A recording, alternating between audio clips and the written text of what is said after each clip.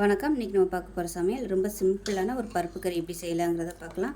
குழந்தைங்கள்லேருந்து பெரியவங்க வரைக்கும் சாப்பிட்லாம். நல்லாயிருக்கும், டேஸ்ட்டாக ரொம்ப சிம்பிளாகவும் இருக்கும். வாங்க எப்படி செய்யலாங்கிறத பார்க்கலாம். இப்போ ஒரு குக்கர் எடுத்துக்கலாம். இப்போ இதில் மெஷரிங் கப்பில் 1/2 கப் அளவுக்கு துவரம் பருப்பு சேர்த்துக்கலாம். நல்லா கழுவிட்டு எடுத்துருக்கேன்.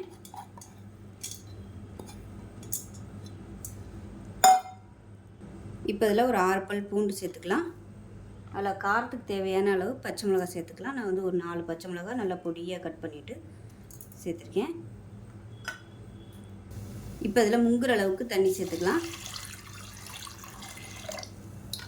இப்போ இதில் 1 டீஸ்பூன் போல் சீரகம், கொஞ்சமாக கல் உப்பு, இப்போ 1/4 டீஸ்பூன் மஞ்சள்தூள் சேர்த்துக்கலாம். இப்போ இதில் சின்னதாக 2 துண்டு கட்டி பெருங்காயம் சேர்த்துக்கலாம். இப்போ குக்கரை மூடி வச்சுட்டு நல்லா ஒரு 5 விசில் விட்டுட்டு ஸ்டீம் போனதுக்கப்புறம் பார்க்கலாம். இப்போ ஸ்டீம் நல்லா இறங்கிடுச்சு. எப்படி இருக்குன்னு பார்க்கலாம். இப்போ இதில் தண்ணி சேர்த்துக்கலாம். தண்ணி சேர்த்துட்டு நல்லா கொதிக்கட்டும். ஒவ்வொரு விதமான பருப்பை பொறுத்து தண்ணியோட அளவு மாறுபடும். இப்போ இதில் நல்லா பொடியாக நறுக்கின கொத்தமல்லி சேர்த்துக்கலாம்.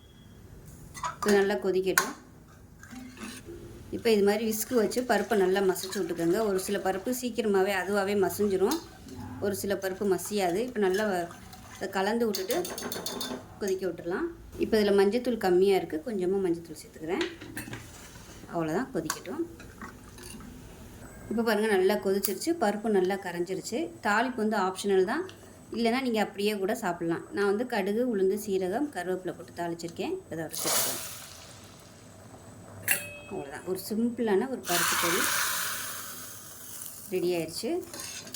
பசங்களுக்கு இது மாதிரி இந்த மாதிரி பருப்பு குழம்பு வச்சுட்டு சாதம் நல்லா குழைவாக வச்சு வேக விட்டு இந்த பருப்பை ஊற்றி கொடுத்திங்கன்னா அருமையாக இருக்கும். குழந்தைகளுக்கு கொடுக்கும்போது பச்சை மிளகாய் கம்மி பண்ணிக்கோங்க. அவ்வளோதான்.